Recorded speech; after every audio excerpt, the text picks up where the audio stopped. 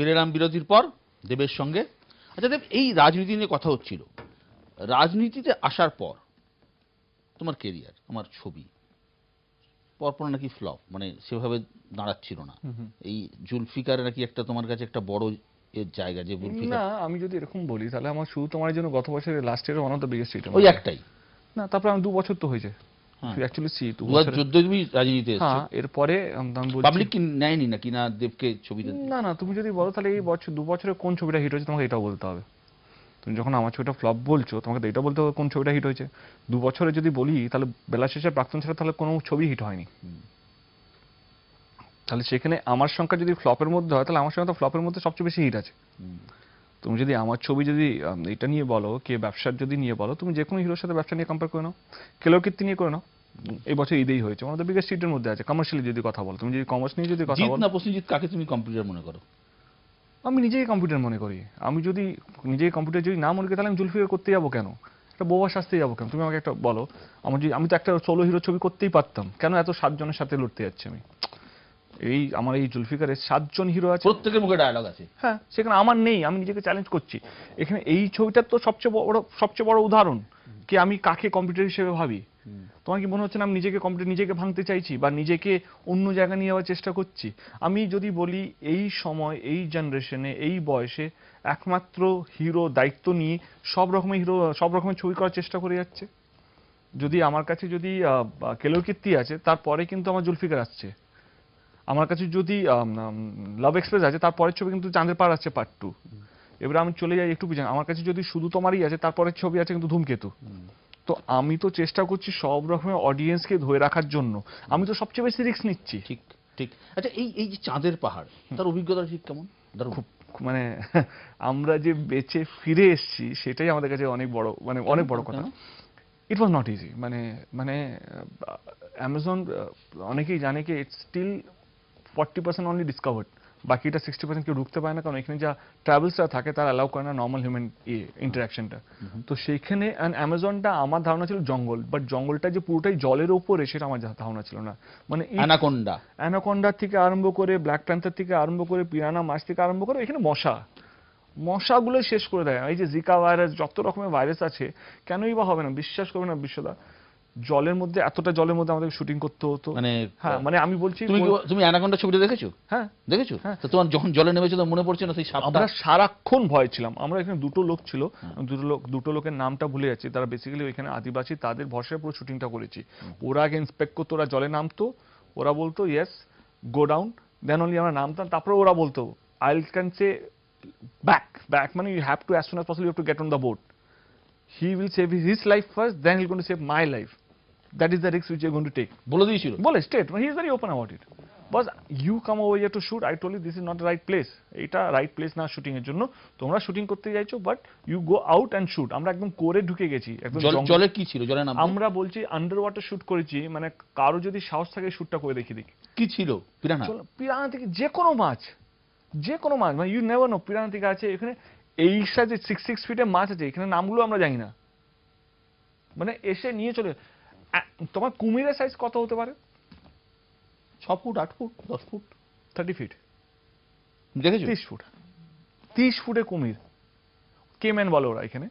কেমেনগুলো মানে ওইখান থেকে শুরু হবে এতটা, মানে অদ্ভুত একটা জায়গা।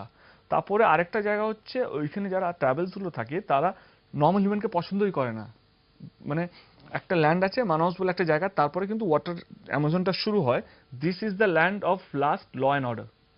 এরপরে যা হবে সবটাই তোমার দায়িত্ব। জঙ্গলের নিয়ম, এখানে তোমার কোনো নিয়ম, there is no hospital, there is no medicine, প্রাচীন অরণ্যবাসী পুরোটাই, there is no network, there is no phone. খাবার তোমার যদি যা খাবে তোমাকে একদিন আগে বলতে হবে, কেন বোটটা আসবে ল্যান্ডে। আমরা 3 ঘন্টা ভিতরে ঢুকে গেছি, একদম করে একটা জায়গায় থাকতাম জলের মধ্যে দিয়ে, পুরোটাই জল। অ্যানাকোন্ডা দেখলে? হ্যাঁ, প্রচুর গাদা অ্যানাকোন্ডা একটা শেল দেখলাম আমরা, মানে অ্যানাকোন্ডা যে বেঁচে না, যেগুলো আমরা ডিসকভারি চ্যানেলে দেখি। আমরা একটা পাসগুলো আমাদের যে ছিল কামিজা কাল শো ইউ সামথিং, রাত্রে 12টার সময় আমরা জঙ্গল সাফারিতে গেছি, বুঝতে পারছো? 1টার সময়, মানে আমার কাছে যে ভিডিওতে তোমাকে দেখিয়েছিলাম, রাত্রে 1টার সময় আমার টিম থেকে। অ্যামাজন আর জীবনে কেউ যেতে পারবো না, আমি যেতে পারবো না, কারণ ওইখানে ওই টাকা ইনভেস্ট করে ওই আর জীবনে হবে না। 12টার সময় ভালো নাইট সাফারিতে যাবো বোট নিয়ে, এখানে গাড়ি ঘোড়া কিছু নেই, হ্যাঁ সবটাই জল, সবটাই boat. Boat is the only medium of transport. আর ছোট ছোট বোট কেন ওগুলো, সিঙ্গেল মোটর। আচ্ছা এই বোটগুলো উল্টেও দিতে পারে তো কুমিরে? কতবার হয়েছে, কতবার বোটটা উল্টে পড়ে গেছে। তোমাদের বোটও? হ্যাঁ কতবার, কারণ ওগুলো কি হচ্ছে, এই জঙ্গল, হ্যাঁ এই মাথা উপর থেকে গাছ চলে যাচ্ছে, তোমাকে সবটাই শুয়ে যেতে হচ্ছে, কখনো বোট গিয়ে ধাক্কা মারছে, কতবার আমার পায়ে লেগেছে। মানে বোটটা অন্ধকারে যাচ্ছে তো, শুটিং পাকা পড়েছে 5টার সময়, সানডাউন হয়ে গেছে, অন্ধকারে যাচ্ছি টর্চ লাইট জ্বালিয়ে, ধাপ করে মেরেছে গাছে, ধাপ করে সামনে বোটটা ভেঙে গেছে। একটা লোক শুধু বোটটা জয়েন করে শুধু বসে আছে, একটা লোক শুধু বোট থেকে জল ফেলে যাচ্ছে, 3জন আছি আমরা, একটা লোক মোটর চালাচ্ছে, জল ঢুকছে বোটে আর 1 ঘন্টা দূরে। ফিরতে পারবে কিনা তুমি নিজেও জানো না। কেউ জানতো না, শুধু আমি না, কেউ জানতো না। মানে আমাদের এরকম কমলদা এমন এমন শুট করিয়েছে আমাদেরকে দিয়ে, আন্ডার ওয়াটার শুট। আমার মনে হয় না অ্যামাজনে আন্ডার ওয়াটার শুট কেউ সাহস করতে পারবে শুট করতে, মানে লোকে দেখবে কিন্তু। মানে আমি বলছি আমরা, আমি চলো আরেকটা জিনিস বললাম তোমাকে, Amazon is the one of the biggest rainfall forest. মানে ওইখানে সত্যি আমি দেখেছি, আমি পড়েছিলাম প্রথমে, রেন ফরেস্ট। রেন ফরেস্ট, ওইখানে সূর্যের আলো এতটাই ডেন্স ফরেস্ট, ওইখানে সূর্যের আলো নিচে পর্যন্ত পৌঁছয় না কিন্তু, এমন এমন জায়গাও আছে ওইখানে।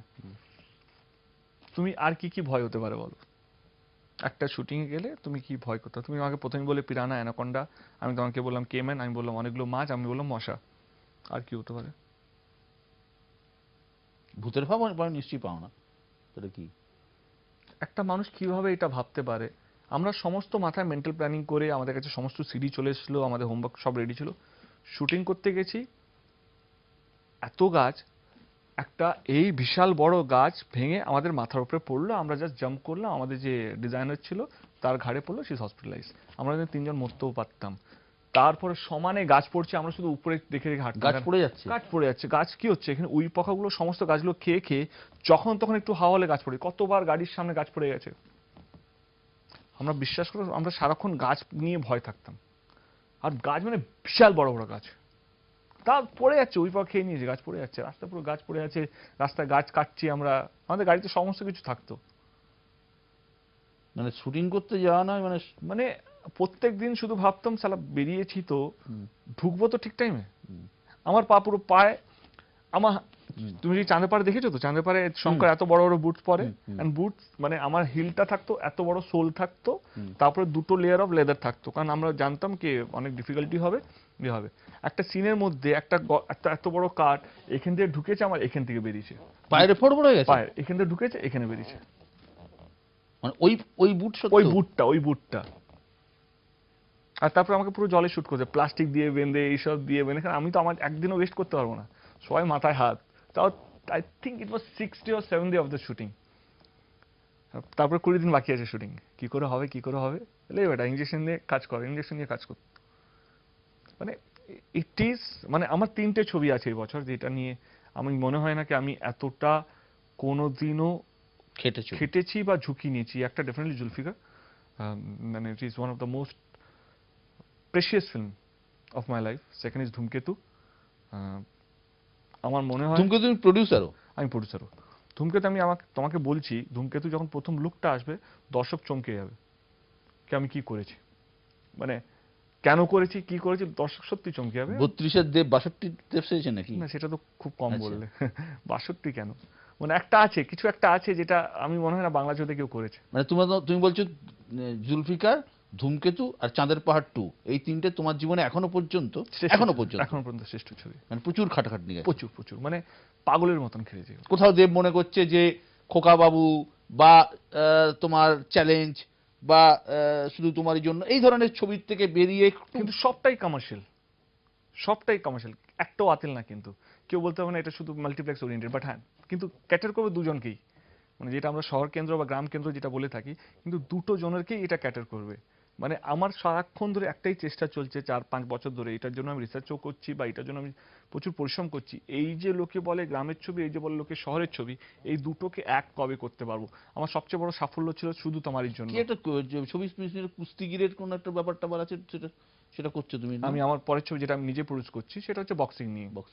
একটা বক্সিং হচ্ছে একটা অ্যাথলেটিক যখন ও স্টার হয় তার জীবনটা কেমন থাকে, আর যার যখন ডাউনফল হয় ওকে কেউ সিলেক্টও করে না, তারপরে ওর লাইফটা কি হয়ে যায়। মানে অ্যাথলেটিক তো only the cricket is the only game যাকে আমরা সম্মান দিই বা যাকে আমরা কোটি কোটি টাকা দিই।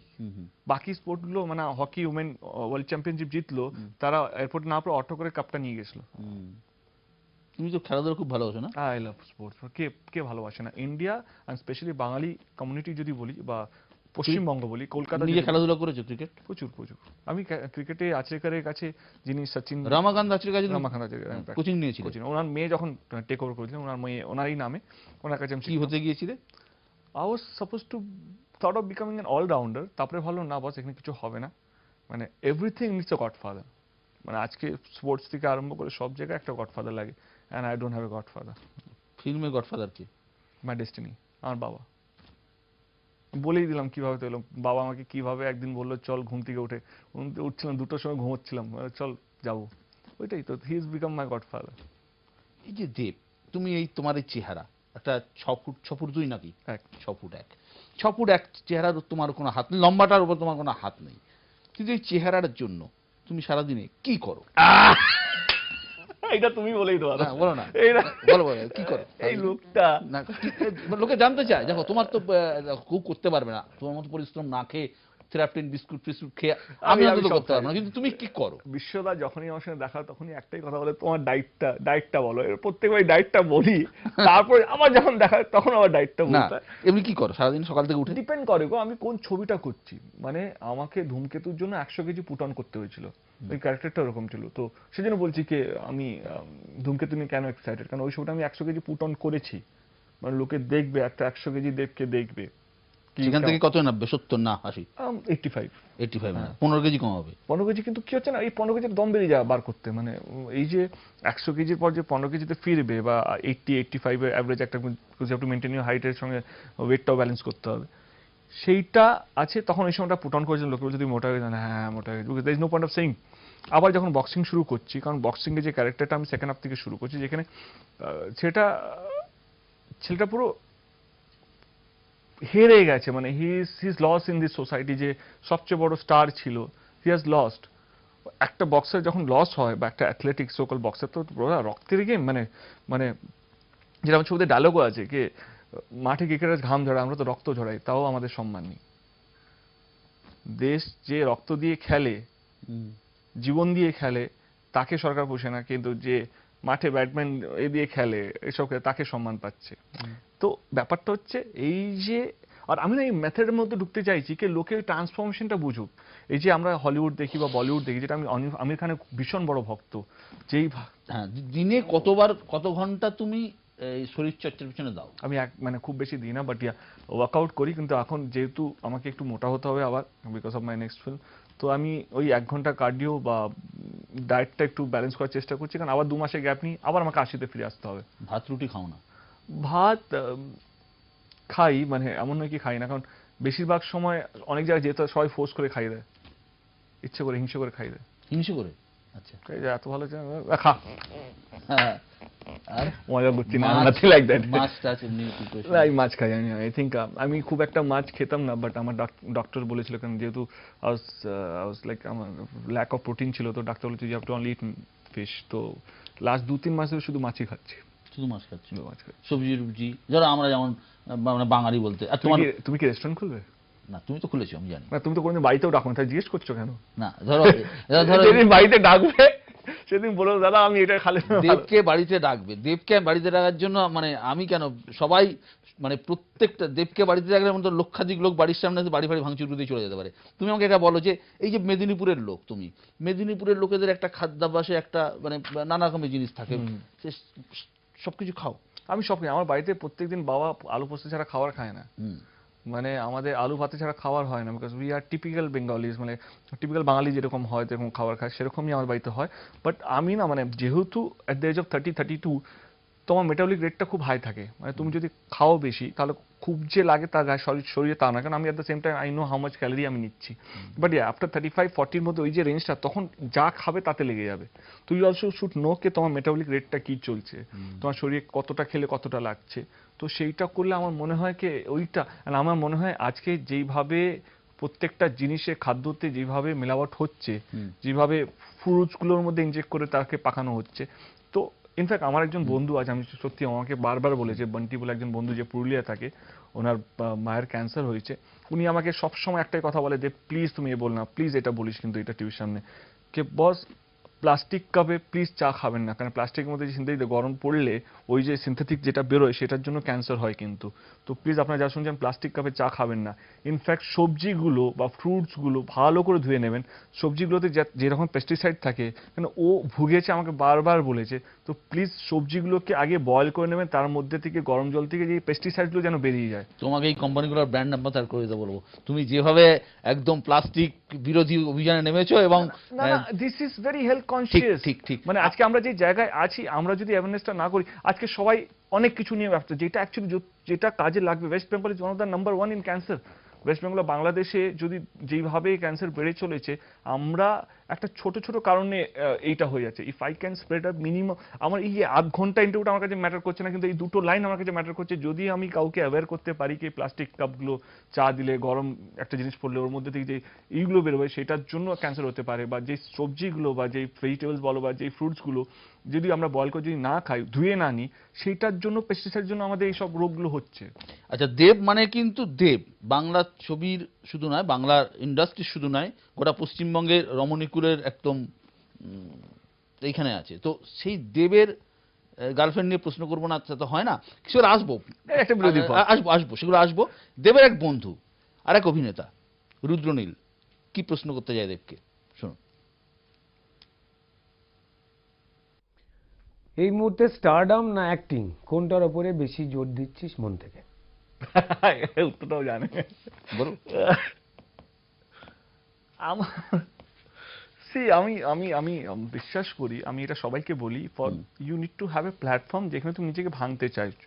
আমি প্রথম দিনে এসে আমি হয়তো চাঁদে পার করতে পারতাম না, কারণ আমাকে একটা দেব হয়ে এস্টাবলিশ হতে হবে। সেই জন্য তোমার একটা প্ল্যাটফর্ম খুবই দরকার যেখানে তুমি এক্সপেরিমেন্ট করতে চাইছো।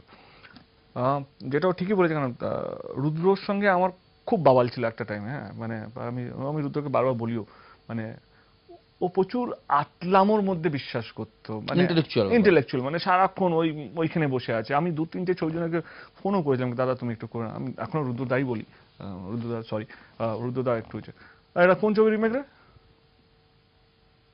তুমি টাকা পাবে, টাকা নিয়ে কাজ করবে, তাতে কি? হ্যাঁ ঠিক আছে ঠিক আছে, কে? তো এইটা নিয়ে হয়েছে। একদিন রুদ্রদাকে পেয়েছি 1 আওয়ার, 1 ঘন্টার মধ্যে পুরো, তুমি অভিনেতা, তুমি অভিনয় করবে, তুমি তোমার দর্শক কত বলো। আমি ওকে বললাম ওয়ার্ল্ড অডিয়েন্সের মধ্যে কারা টম ক্রুজকে চেনে, কারা টম হ্যাঙ্কসকে চেনে, বোঝাও আমাকে। কারা অবতার দেখেছে, কারা তুমি যে কোনো একটা ইউরোপিয়ান ছবি নাম বলো, কোনটা বেশি popular. You need to be popular first, হ্যাঁ, তারপরে এই আতলামগুলো কথা বলবে। হ্যাঁ, তারপর থেকে রুদ্র আর আমি we have become the best of the friend. And আমি সব ছবিতে রুদ্র ছাড়া কাজ করছি না, কারণ he is a fantabulous actor. রুদ্রদার কাছে শেখার প্রচুর যায়। He is a proper institution, is a teacher. ও যে প্রশ্নটা করলো, ও একটা কারণেই করলো, কারণ ও আমার সঙ্গে ধূমকেতুতে কাজ করেছে। ও একমাত্র লোক যে সবাইকে ধরে ধরে বলছে প্লিজ একবার দেবে ধূমকেতুটা দেখিস। আমি একটা এই প্রশ্ন একটা জিজ্ঞেস করেন ছোট্ট করে, ভুলে যাওয়া পরে, ঋতুপর্ণ ঘোষের সাথে কাজ না করার একটা আক্ষেপ থেকে যাচ্ছে। যেন অনেকেই জানে না কি ঋতুদাই আমাকে প্রথম ছবি অফারটা করেছিল। ইনফ্যাক্ট ঋতুদা সঙ্গে আমি যখন রংবাজের জন্য ব্যাংককে যাই, তার ফিরে আসা ওই বছরই আমি ডিসেম্বরে আমাদের কৃষ্ণ বলে একটা ছবি ছিল, কৃষ্ণ ছবিটা করার কথা ছিল। আমি ছিলাম কৃষ্ণ, রায়মা ছিল রাধা, আর বুম্বাদা কংস করার কথা ছিল।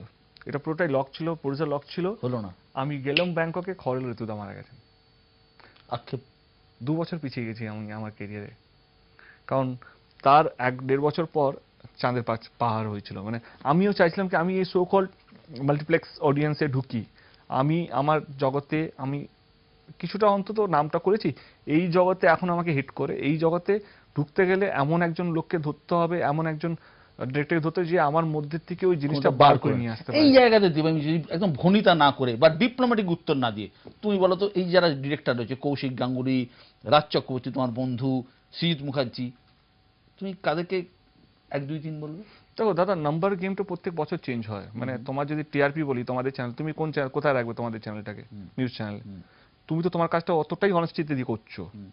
এবারে কারো কাজের মধ্যে কোনো ডিসঅনেস্টি নেই, কিন্তু প্রত্যেকটা মানুষ, আমি তো সবারই সাথে কাজ করেছি, প্রত্যেকের, মানে সৃজিত পাগল, মানে ওর মতন পাগল আমি কাউকে দেখিনি, কিন্তু কৌশিক গাঙ্গুলির মতন গল্প বলা কাউকে আমি দেখিনি। কৌশিক গাঙ্গুলি যেভাবে গল্প বলতে পারে, আবার রাজ চক্রবর্তী যেদিন থেকে তুমি ওকে নেমেছে, আমার পর ছবিটা রাজ করছে যেটা আমি প্রডিউস করছি, সেই দিন থেকে লাস্ট অব্দি এখন এরপরে রাত্রে আমাকে ওর সঙ্গে দেখা করতে হবে, ও পাগল। এবারে এক একটা লোক এত পাগলামো নিয়ে ছবি করে, তার জন্য তো আজকে বাংলা ইন্ডাস্ট্রি এই জায়গায় আছে। এবারে তার উপর ডিপেন্ড করছে যেটা সবচেয়ে বেশি ইম্পর্টেন্ট, যেটা হচ্ছে লাক। 4.1% যদি একটা ডিরেক্টর বা একটা অ্যাক্টর লাকটা বেশি, সে একটু এগিয়ে গেছে। এর তুমি কি দিয়ে কম্পেয়ার করতে চাইছো? তুমি যদি স্কেল নিয়ে বসে থাকো, না ওর ফ্যান ফলোইংটা বেশি, ওর হিটটা বেশি, তাহলে ডেফিনেটলি আজকে যে বক্স অফিসে নাম্বার 1 আছে সিদ মুখার্জি, ও বেশি আছে বক্স অফিস দিয়ে ওর জায়গা থেকে। কিন্তু আমার কাছে সবাই ইকুয়াল, কারণ এদের প্রত্যেকের কাছ থেকে আমি কিছু না কিছু শিখেছি। আমরা ফিরবো এই পাগলামি, দেবের জন্য কারা পাগল, সে নিয়ে ফিরবো একটা ছোট্ট বিরতি, সঙ্গে থাকুন।